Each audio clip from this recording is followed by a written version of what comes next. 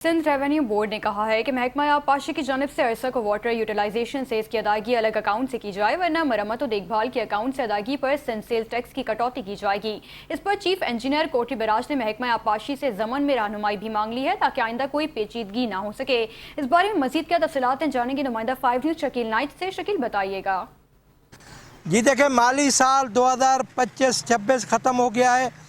ताहम इस साल में जो सिंध के 3 महकमे, महकमा बोर्ड ऑफ रेवेन्यू, महकमा एक्साइज एंड टैक्सेशन और सिंध रेवेन्यू बोर्ड, उनकी जानिब से जो टैक्स वसूली थी उसमें 14.4% कमी का इंकशाफ हुआ है।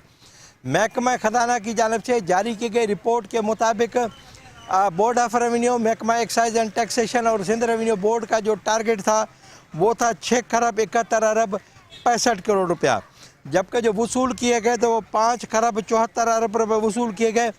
इस तरह 96 अरब 99 करोड़ रुपया कम वसूल किए गए। बोर्ड ऑफ रेवेन्यू का टारगेट था 56 अरब और वसूल किया 29 अरब 7 करोड़ रुपया।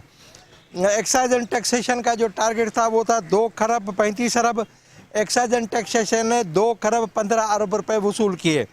सिंध रेवेन्यू बोर्ड का जो टारगेट था 3 खरब 80 अरब रुपये था। सिंध रेवेन्यू बोर्ड ने 3 खरब 40 अरब रुपये वसूल किए। इस तरह सिंध को जो है वो 14% कम टैक्स वसूल हुआ है।